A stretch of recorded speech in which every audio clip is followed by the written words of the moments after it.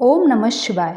आज हम इस वीडियो में सोमवार व्रत कथा का श्रवण करेंगे। वीडियो की शुरुआत करने से पहले अगर चैनल को आपने सब्सक्राइब नहीं किया है तो चैनल को सब्सक्राइब करना ना भूलें। किसी नगर में एक धनी व्यापारी रहता था। दूर दूर तक उसका व्यापार फैला हुआ था। नगर के सभी लोग उस व्यापारी का सम्मान करते थे। इतना सब कुछ संपन्न होने के बाद भी वह व्यापारी बहुत दुखी था, क्योंकि उसका कोई पुत्र नहीं था, जिस कारण अपने मृत्यु के पश्चात व्यापार के उत्तराधिकारी की चिंता उसे हमेशा सताती रहती। पुत्र प्राप्ति की इच्छा से व्यापारी प्रत्येक सोमवार भगवान शिव की पूजा व्रत किया करता था और शाम के समय शिव मंदिर में जाकर शिव जी के सामने घी का दीपक जलाया करता था। उसकी भक्ति को देखकर माता पार्वती प्रसन्न हो गई और भगवान शिव से उस व्यापारी की मनोकामना पूर्ण करने का निवेदन करने लगी। भगवान शिव बोले, इस संसार में सबको उसके कर्म के अनुसार फल की प्राप्ति होती है। जो प्राणी जैसा कर्म करते हैं उन्हें वैसा ही फल प्राप्त होता है। शिवजी द्वारा समझाने के बावजूद माता पार्वती नहीं मानी। उस व्यापारी की मनोकामना पूर्ति हेतु शिवजी से बार बार अनुरोध करती रही। अंत माता पार्वती के आग्रह का देखकर भगवान भोलेनाथ को उस व्यापारी को पुत्र प्राप्ति का वरदान देना पड़ा।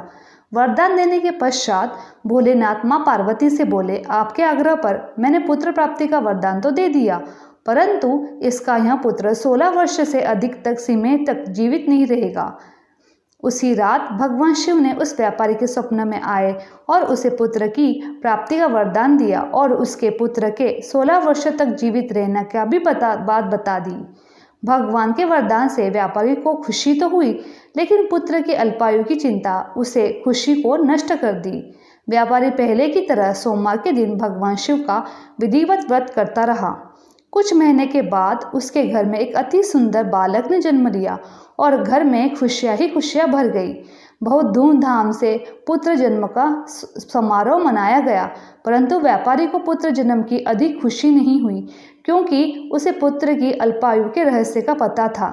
जब पुत्र 12 वर्ष का हुआ तो व्यापारी ने उसे उसके मामा के साथ पढ़ने के लिए वाराणसी भेज दिया। लड़का अपने मामा के साथ शिक्षा प्राप्त हेतु चल दिया। रास्ते में जहाँ भी मामा भांजे विश्राम हेतु रुकते, वही यज्ञ करते और ब्राह्मणों को भोजन कराते। लंबी यात्रा के बाद मामा भांजे एक नगर में पहुंचे।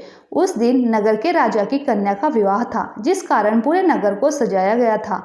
निश्चित समय पर बारात आ गई, लेकिन वर के पिता ने अपने बेटे के एक आंख से काना होने के कारण बहुत चिंतित था। उसे भय था कि इस बात का पता चलने पर कहीं राजा विवाह से इनकार न कर दे, इससे उसकी बदनामी भी होगी। जब वर के पिता ने व्यापारी को पुत्र को देखा तो उसके मस्तिष्क में एक विचार आया। उसने सोचा, क्यों ना इस लड़के को दूल्हा बनाकर राजकुमारी से विवाह करा दूं। विवाह के बाद इसको धन देकर विदा कर दूंगा और राजकुमारी को अपने नगर ले जाऊंगा। वर के पिता ने लड़के के मामा को इस संबंध में बात की। मामा ने धन मिलने के लालच में वर के पिता की बात स्वीकार ली। लड़के को दूल्हे का वस्त्र पहनाकर राजकुमारी से विवाह कर दिया। राजा ने बहुत सारा धन देकर राजकुमारी को विदा किया। शादी के बाद लड़का जब राजकुमारी के साथ लौट रहा था तो वह सच नहीं छिपा सका। उसने राजकुमारी के ओढ़नी पर लिख दिया, राजकुमारी, तुम्हारा विवाह मेरे साथ हुआ है। मैं तो वाराणसी पढ़ने जा रहा हूँ। अब तुम्हें जिस नवयुवक पत्नी बनना है वह एक हाथ से काना है। जब राजकुमारी ने अपनी ओढ़नी पर लिखा हुआ पढ़ा तो उसने काने लड़के के साथ जाने से इनकार कर दिया। राजा को जब यह बात पता चली तो उसने राजकुमारी को महल में ही रख लिया। उधर लड़का अपने मामा के साथ वाराणसी पहुंच गया। गुरुकुल में पढ़ना शुरू कर दिया। जब उसकी आयु 16 वर्ष की हुई तो उसने यज्ञ किया। यज्ञ के समाप्ति पर ब्राह्मणों को भोजन करवाया, खूब अन्न वस्त्र दान दिए। रात में वह अपने शयन कक्ष में सोने गया। शिव के वरदान के अनुसार शयनावस्था में उसके प्राण चले गए। सूर्योदय पर मामा मृत्यु भांजे को देखकर रोने पिटने लगा। आसपास के लोग एकत्र होकर दुख प्रकट करने लगे। लड़के के मामा के रोने के विलाप के स्वर समीप गुजरते हुए भगवान शिव और माता पार्वती ने सुन लिए। माता पार्वती ने भगवान से कहा, प्राणनाथ, मुझे इसके रोने के स्वर सहन नहीं हो रहे, आप इस व्यक्ति को कष्ट दूर करो। भगवान शिव ने माता पार्वती के साथ अदृश्य रूप में समीप जाकर देखा तो भोलेनाथ माता पार्वती से बोले, यहाँ तो उसी व्यापारी का पुत्र है जिसे मैंने 16 वर्ष की आयु का वरदान दिया था। इसकी आयु तो पूरी हो गई, माता पार्वती ने फिर भगवान शिव से निवेदन किया कि उस बालक को जीवन देने का आग्रह किया। माता पार्वती के आग्रह पर भगवान शिव ने उस लड़के को जीवन दान प्रदान किया। कुछ ही पल में वह लड़का उठकर बैठ गया। शिक्षा समाप्त करके लड़का मामा एक साथ अपने नगर की ओर चल दिए। दोनों चलते हुए उसी नगरी में पहुंचे जहां उसका विवाह हुआ था। उस नगर में यज्ञ का आयोजन किया था। समीप गुजरते हुए नगर के राजा ने यज्ञ का आयोजन देखा तो उसने तुरंत लड़के और उसके मामा को पहचान लिया।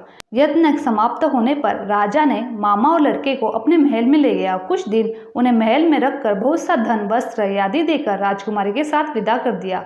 इधर भूखे प्यासे रहकर व्यापारी और उसकी पत्नी बेटे की प्रतीक्षा कर रहे थे। उन्होंने प्रतिज्ञा कर रखी थी यदि उन्हें अपने बेटे की मृत्यु का समाचार मिला तो दोनों अपने प्राण त्याग देंगे। परंतु जैसे ही उसने बेटे के जीवित वापस लौटने का समाचार सुना तो वह बहुत प्रसन्न हुआ। वह अपने पत्नी और मित्रों के साथ नगर के द्वार पर पहुंच गया।